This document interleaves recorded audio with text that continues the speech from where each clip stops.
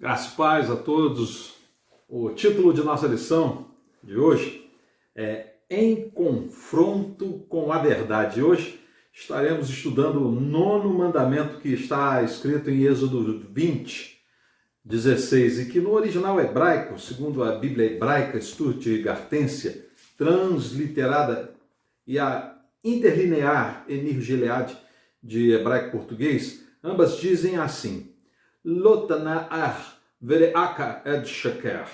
Ou seja, Lotana'ar, lo, não, Tana'ar, tu dirás, vere'aka, contra teu próximo, ed, testemunho, shaker, falso.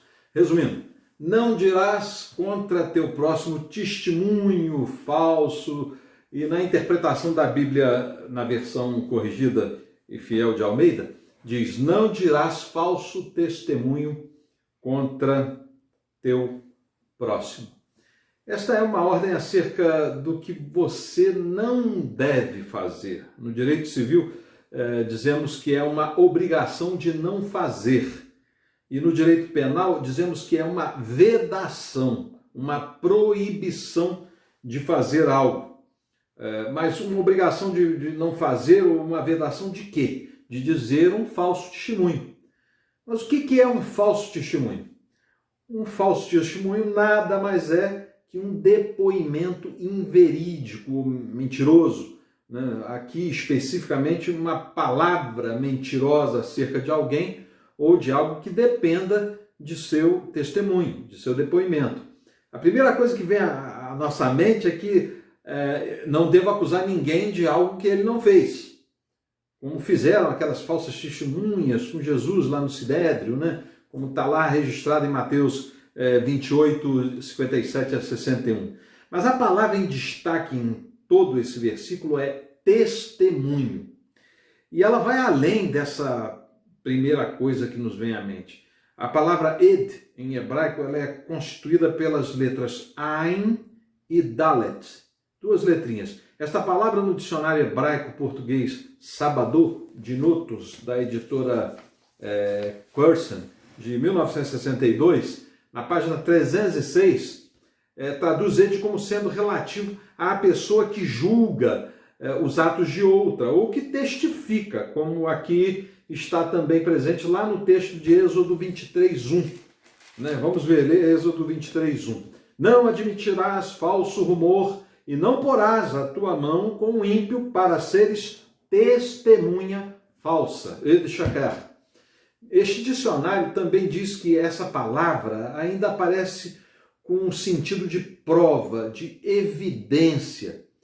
E remete, inclusive, essa mesma palavra para o Êxodo no capítulo 22, de 10 a 13. Vamos ver o que está escrito lá.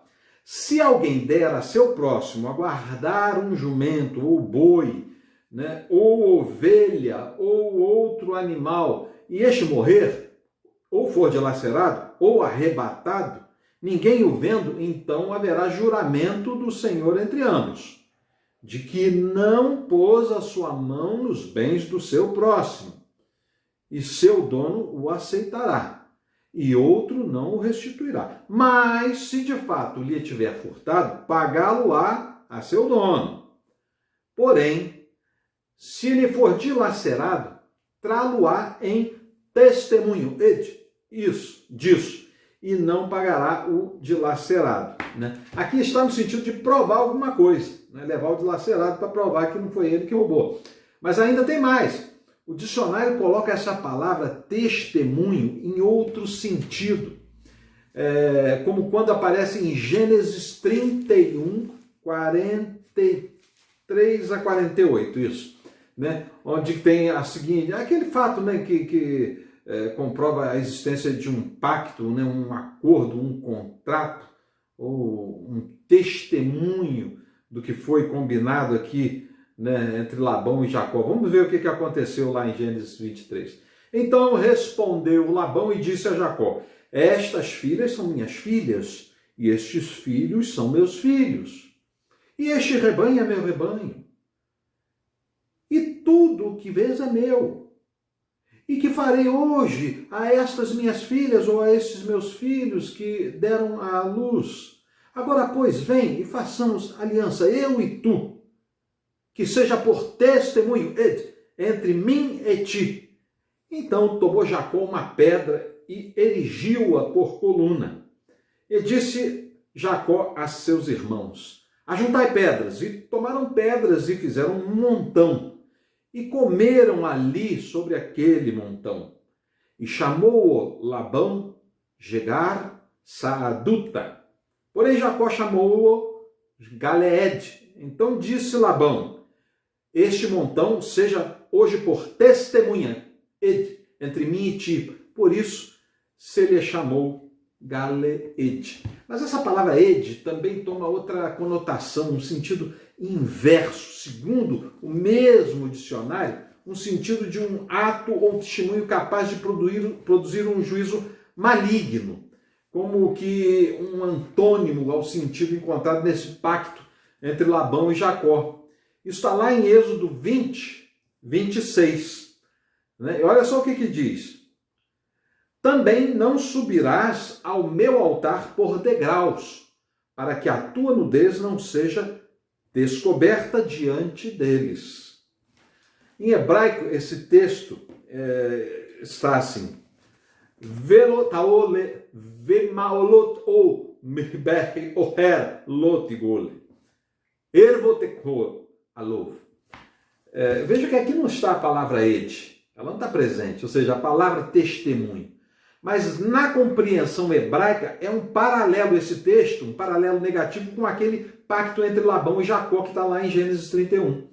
Ele traz a mesma conotação, só que num aspecto negativo, de mau testemunho, na forma de um exemplo dado, um exemplo de conduta, um tipo de ato ou atitude que produz um resultado negativo, um testemunho negativo. Um registro de algo que, se lembrado, será ruim. Melhor dizendo, se o altar de pedras colocados por Labão e Jacó testemunhavam positivamente sobre o seu compromisso, subir degraus do altar de Deus para oferecer sacrifícios poderia o quê? Expor as partes íntimas de quem oferecia o sacrifício. E isso se tornar o quê? Uma lembrança daquele ato, um mau testemunho. Isso nos faz ter a certeza de que a palavra testemunho neste mandamento é mais ampla. Não é apenas se resumindo ao ato de estar em juízo, em um tribunal, né, e mentir, mas também está relacionada a provar a existência de um compromisso. E também intrinsecamente na conduta de alguém que se compromete com algo.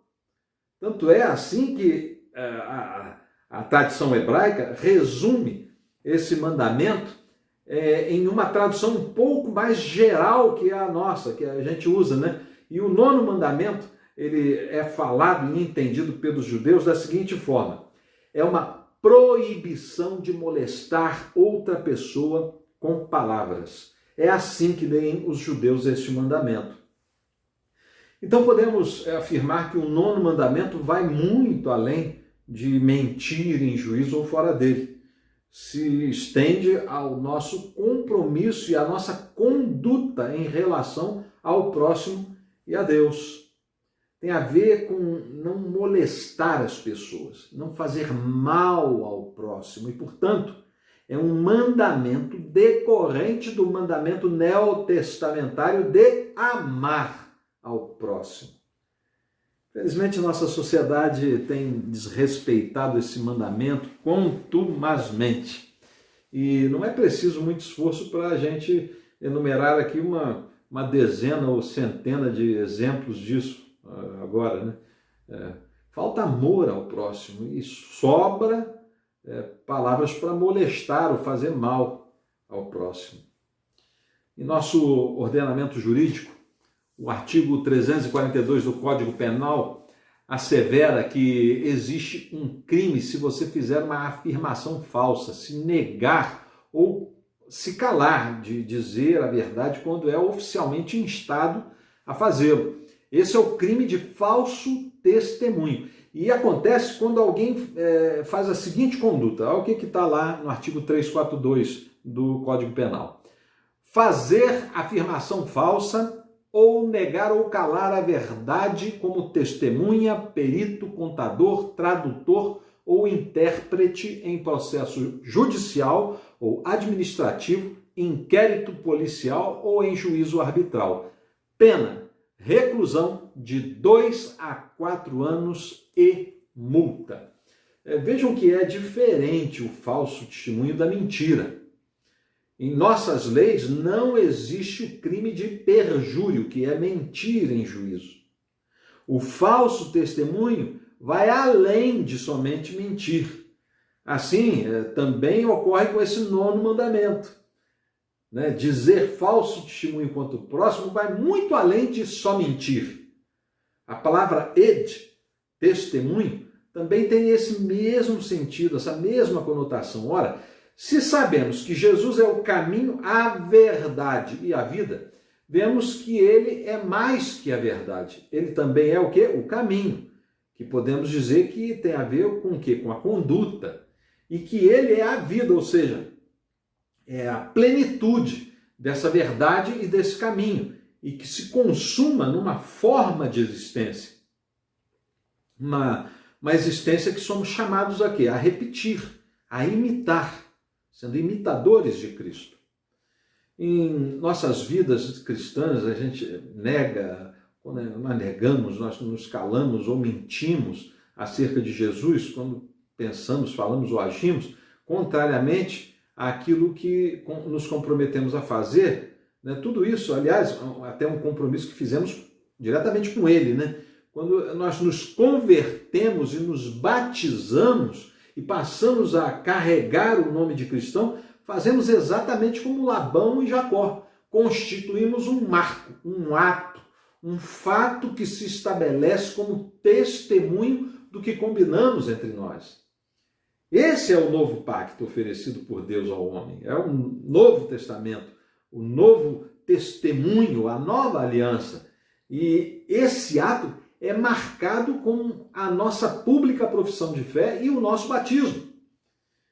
Quando selamos este compromisso e realizamos o ato de batismo, nós revelamos, como aquele montão de pedras de Labão e Jacó, o nosso compromisso de sermos seu povo e ele ser o nosso Deus. O ed está ali, o testemunho está ali, o testemunho de nossa mudança de vida e compromisso com Cristo. Tem muita gente quebrando esse compromisso e subindo degraus para adorar e acaba mostrando suas vergonhas, ou seja, acaba dando um péssimo testemunho. Testemunho negativo. Tem muita gente desejando o prejuízo do próximo e dando ouvidos a rumores e disseminando mentiras com o propósito de alcançar seus objetivos. Tudo isso é ferir o 9º mandamento. O mentiroso, o fofoqueiro, o hipócrita, o dissimulado, o omisso, o desonesto, o que dá mau testemunho de vida cristã, todos esses são indivíduos que preferem ou proferem falso testemunho contra o próximo. E o mais próximo de nós é Jesus. E já começa fazendo mal a Jesus, fazendo mal a ele. Essa pessoa subverte o juízo e cria resultados negativos para todo mundo. Nosso comentarista até cita que isso virou um hábito em nossa sociedade moderna, Existe até a mentira do bem, Já dizem que existe ódio do bem, racismo do bem, discriminação do bem e outras aberrações do bem. Esses são aqueles que acusam os outros do que eles mesmos fazem, Mas, como íamos dizendo, nossa sociedade até aprova a mentirinha boa, a mentirinha piedosa. Essa mentira piedosa, como diz o nosso comentarista, Isso é aquela mentirinha que vai fazer a coisa ficar melhor, uma mentirinha que faz bem, Tem gente até que já se habituou com isso e até se torna um expert em mentirinhas, Chega até a acreditar que são verdades, de tão boas que são, Por isso já, em nosso meio, já se notabilizou na psicologia forense a figura de 2 tipos de mentirosos. o ultradolicocéfalo, que é aquela pessoa que repete mentiras na esperança de que se transformem em verdades. Aliás, tem uns políticos aí que precisam muito de um psicólogo ou de um psiquiatra, porque falam umas mentiras com uma convicção, né? E que revela realmente serem vítimas dessa doença, né? Políticos ultradolicocéfalos. Isso é patológico, né? Esse cara precisa de tratamento, né? E o ultradolicocéfalo, é diferente da segunda figura, que é a figura do mentiroso contumaz, que é aquele que está habituado a sempre contar mentiras, mesmo que não acredite nelas, né? Mas ambos infringem e certamente serão condenados pelo artigo 342 do nosso Código Penal e pelo 9º mandamento da lei de Moisés. O juiz daqui prevê pena o quê? De 2 a 4 anos, né? O lá de cima é condenação eterna. Cuidado, né? Não existe mentirinha do bem ou pecadinho, né?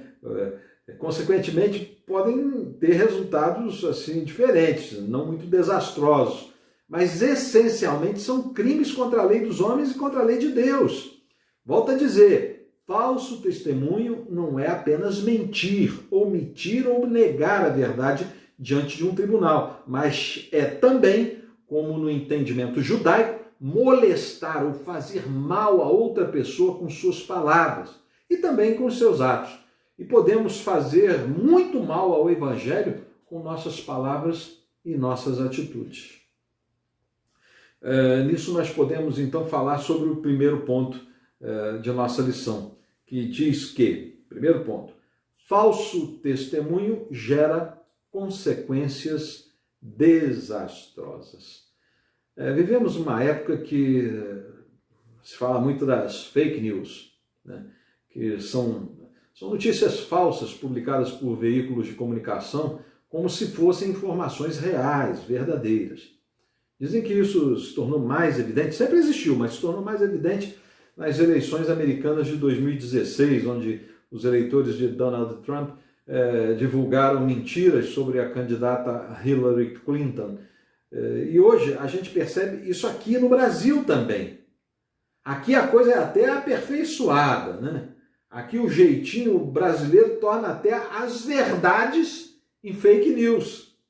Aí você já não sabe em quem acreditar, né? Se alguém acusa um adversário político de alguma coisa que até pode ser verdade, ele divulga como fake news. E muitos preferem acreditar que não é verdade, mesmo sendo. E é interessante como aqui até a verdade vira mentira e a mentira vira mentira para se tornar uma verdade. Nós somos campeões nisso. Chega cada coisa nas redes sociais, no Zap, no Facebook, no Instagram, e dá vontade até de rir, né? Cada mentira insana e descarada, né? Mas também não podemos deixar de dizer que tem também aquelas fake news oficiais, né? Aquelas feitas por redes oficiais ou profissionais de informação, bem elaboradas, dissimuladas, esteticamente convincentes, revestidas de confiabilidade, cheias de mensagens subliminares, distorções quase que invisíveis, de argumentações científicas que nunca foram comprovadas cientificamente, né? Posições baseadas em pesquisas que nunca batem com a realidade, né? Com o que a gente apura aqui no mundo real, né? E afirmações assim baseadas em opiniões de autoridades que na verdade não são autoridades coisa nenhuma, né? Notícias e posições revestidas de aparência de um bom testemunho, mas são falsos testemunhos. Essas são as fake news oficiais que tornam o bem em mal e o bom em ruim. Há um laboratório e especialistas trabalhando nisso dia e noite. Em o quê? Em nos desinformar. Vivemos uma época que o melhor é orar e não dar ouvidos a informações oficiais ou extraoficiais que estão eivadas de falsos testemunhos. Nisso nós podemos afirmar que a Bíblia é a única fonte de verdade absoluta. porque são as notícias dadas diretamente por Deus para nossas vidas. Por isso a Bíblia jamais precisará ser atualizada. Esses falsos testemunhos trazem realmente consequências desastrosas. Amizades são destruídas, famílias são separadas, nações vão se dividindo e se desintegrando, e o ódio vai se disseminando. E não pensem que só existe gabinete do ódio de um lado só, não. É só observar o ódio que existe contra esse gabinete e você vai ter certeza que há ódio dos dois lados. A Bíblia, ela nos relata que o falso testemunho sempre gerou consequências desastrosas na vida das pessoas. Abraão 2 vezes deu um testemunho falso a respeito de Sara. Ele, com medo de Faraó, lá em Gênesis 12, né? E também com medo de Abimeleque, lá em Gênesis 20, ele disse que ela era sua irmã. E era, mas antes de ser sua esposa. Tanto Faraó quanto Abimeleque sofreram graves consequências desastrosas. Isaac também repetiu a dose, disse que Rebeca era sua irmã. A gente tem que ter cuidado com o que a gente faz, pois sem saber nós podemos estar ensinando nossos filhos a dar falsos testemunhos, como aconteceu de Abraão para Isaac. Todas as vezes que contamos uma mentirinha do bem na frente deles, podemos estar contribuindo para formar um mentiroso contumaz ou até mesmo um ultradolicocéfalo. Veja o que Balaão fez. Veja o que Absalão fez. Todos deram um falso testemunho e colheram o quê? Frutos amargos. Temos que ter cuidado de observar a recomendação de Êxodo 23:1, que lemos lá atrás, e que vale a pena a gente repetir. Né? Não admitirás falso rumor e não porás a tua mão com o ímpio para ser testemunha falsa. Ou seja, não devemos admitir uma fofoca, uma inverdade, uma mentira, ou mesmo uma suposição infundada acerca de alguém que possa prejudicar essa pessoa ou outra. Fofoqueiro não vai para o céu. Feriu, quebrou o 9º mandamento. Se você tem essa compulsão de falar mal de alguém, cuidado. Ainda que seja uma verdade e não for por uma justa causa, ou seja, diante de um justo julgamento, você pode estar infringindo o 9º mandamento. Na interpretação hebraica, né? Aliás, ou melhor, né? Judaica, assevera esse mandamento ser uma proibição de molestar outra pessoa com palavras, isto é, fazer mal a uma pessoa com palavras. Não use suas palavras para fazer mal a alguém. Use-as para fazer o bem. Torne-se um especialista nisso. Do contrário, você pode trazer consequências desastrosas para alguém. Talvez até para você mesmo.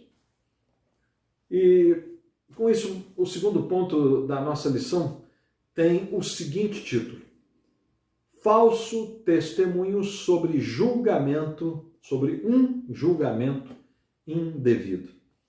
A Bíblia parece não condenar alguns falsos testemunhos dados por algumas pessoas na narrativa da história do povo hebreu. As parteiras egípcias mentiram a Faraó dizendo que quando chegavam as mulheres hebreias para fazer o parto e depois pegar as crianças, os bebês e matar, elas já tinham ganhado a criança, né? Raabe mentiu aos homens da cidade e deu fuga aos espias de Josué. Mical mentiu para o seu pai Saul e salvou o quê? A vida de Davi. A conduta dessas pessoas não é narrada com um tom reprovável. Então, como pode ser isso? Nós observamos que essa exceção, essa permissão, foi acolhida diante de um princípio elementar do direito, o princípio da preservação da vida. Nosso direito moderno também acolhe essas regras de exceção. São chamadas as excludentes de antijuridicidade. que são as causas de exclusão de condenação pela prática de um ato criminoso ou ilícito. E são elas o estado de necessidade, que é quando você está diante de um perigo atual, ou seja, mente para não morrer ou alguém não morrer nas mãos de outrem que o obriga a mentir, né? Por exemplo, também temos o outro, que é a legítima defesa, quando você mente para não sofrer algum mal iminente. Por exemplo, faz de conta que você é um policial e se perde numa comunidade, entra numa favela e diante de traficantes armados, você diz que é da farmácia e está procurando a casa número tal, da rua tal, né? E faz isso o quê? Para não morrer, você mente para não morrer.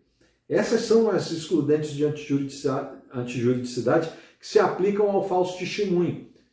E outras excludentes existem, mas são com aplicações para outras situações, como o exercício regular de direito, o estrito cumprimento do dever legal e o excesso punível, né? Mas não se enquadra bem dentro desse caso que a gente está abrangendo. Por isso, quando estivermos diante de uma situação que denote uma falta grave de alguém, antes de testemunharmos contra ela, de lhe falarmos mal, devemos analisar o que a levou a fazer aquilo. Senão estaremos participando de um julgamento indevido. Exatamente como temos visto acontecer em nossos dias. Lá num país, lá do Atlântico, lá na República das Bananas, onde uma delação de um criminoso que roubou milhões ou bilhões dos cofres públicos, o criminoso denuncia que os maiores juízes daquele país também receberam propina para dar sentenças. Então aqueles juízes, os tais, né, que não podem dizer que aquilo é mentira, receberam mesmo, né, simplesmente anulam a delação, ou seja, invalida aquilo para não gerar investigação. Ou seja, o criminoso não pode nem falar a verdade. Eles ferem o quê? O 9º mandamento. Então, péssimo exemplo, um péssimo testemunho, né, do exercício de suas funções. Naquele mesmo país, lá fizeram uma CPI, que não é para apurar, para descobrir, saber se é verdade o que um governante fez de errado, mas é uma CPI para condenar o tal camarada, independente de ter feito ou não alguma coisa errada. Um juízo totalmente parcial, cheio de falsos testemunhos dos próprios juízes, que chegam ao absurdo de dizer que querem as testemunhas, mas não querem ouvir essas testemunhas. Claro, já estão com a sentença debaixo do braço, é um julgamento indevido, né? Um julgamento de fachada. Ainda bem que isso não acontece aqui. Não, que bom que não acontece aqui, né? Esse pessoal vai ter que responder a Deus pela quebra desse 9º mandamento. Mas vamos ao terceiro e último ponto de nossa lição. 3. Falso testemunho em rota de colisão com os princípios de Deus. O comentarista diz que a mentira é filha do diabo e que a fofoca é a neta. Ele cita Provérbios 17:4, que diz o seguinte: o ímpio atenta para o lábio impuro, iníquo. O mentiroso inclina os ouvidos à língua maligna. É verdade que tem um pessoal que tem um ouvido atento ao lábio iníquo, né? Uma linguagem mais popular, que tem aquele que tem a cócega em querer ouvir o que falam de mal dos outros, né? Esse também tem a mania de sair disseminando a fofoca, o mal feito, né? Esparramar. Tem prazer em sair contando o que aconteceu de ruim. Ele nunca tem uma notícia boa, quase nunca, né? O que aconteceu de bom não interessa, né? Na verdade, eu até acho que a maioria é assim, né? A televisão, por exemplo, traz 10 notícias ruins e uma boa. E essa boa só lá no final, para terminar rindo no programa ou no jornal, né? Mas durante ele é só sangue. Isso indica que a maioria das pessoas atenta para o lábio iníquo e inclina os ouvidos à língua maligna. Por isso as fake news fazem tanto sucesso, até aquelas que nem parecem ser fake news. É ou não é verdade? Vende mais a desgraça do que a graça. Um padre ou um pastor erra e pronto, é manchete.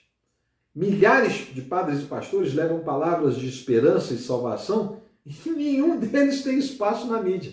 E se compram o espaço para promover as suas missões, são capitalistas exploradores dos fiéis.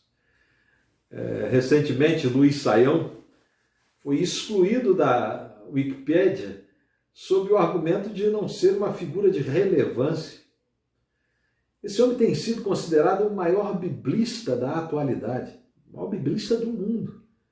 Se isso não é ser relevante, eu sinceramente estou ficando meio cheio disso, sabe? É muito falso testemunho para o meu gosto. E quando falo de testemunho, quero destacar aqui o testemunho do que Cristo fez na história da humanidade, na história do Ocidente, na história da minha denominação, da minha igreja, da minha família, na história da minha própria vida. Não vemos espaço para testemunho do que Cristo fez e faz nas mídias e nas redes sociais. Está faltando bons testemunhos e sobrando falsos testemunhos. O mundo está em rota de colisão com os princípios de Deus. Desobedece o 9º mandamento de forma contumaz. Sendo assim, nós somos as testemunhas de Cristo aqui na terra e nós devemos obedecer o 9º mandamento, dando o quê? Um bom testemunho diante dos homens. E da mesma forma que somos testemunhas de Cristo, Deus é testemunha do que fazemos e somos. Está lá em Tessalonicenses 2, 3 e 5. E nós temos aqui o seguinte: porque a nossa exortação não foi com engano, nem com imundícia, nem com fraudulência, mas como fomos aprovados de Deus para que o evangelho nos fosse confiado, assim falamos, não como para agradar aos homens, mas a Deus, que prova os nossos corações. Porque, como bem sabeis, nunca usamos de palavras lisonjeiras, nem houve um pretexto de avareza. Deus é testemunha. Vejam que Jesus veio dar testemunho da verdade, como está lá em João 18:37, onde nós encontramos o seguinte: disse-lhe, pois, Pilatos, logo tu és rei? Jesus respondeu, tu o dizes que eu sou rei. Eu para isso nasci, para isso vim ao mundo, a fim de dar testemunho da verdade. Todo aquele que é da verdade ouve a minha voz.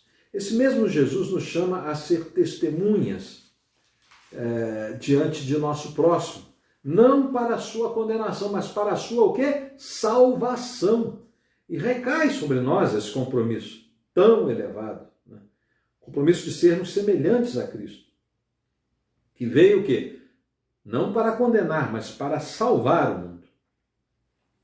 Nós somos as testemunhas, segundo Atos 1:8, que diz: mas recebereis a virtude do Espírito Santo que há de vir sobre vós, e ser-me-eis testemunhas, tanto em Jerusalém, como em toda a Judéia e Samaria, e até aos confins da terra. E isto executamos na forma do que também está escrito logo em seguida, no mesmo livro de Atos dos Apóstolos, no capítulo 5, nos versos 41 e 42, que nos conta que os apóstolos, depois de dizerem que importava mais obedecer a Deus que aos homens, né, diante do Sinédrio, e serem presos, depois libertos miraculosamente, eles fizeram o seguinte, vejam só: retiraram-se, pois, da presença do conselho, regozijando-se de terem sido julgados dignos de padecer afronta pelo nome de Jesus. E todos os dias no templo e nas casas não cessavam de ensinar e anunciar a Jesus Cristo.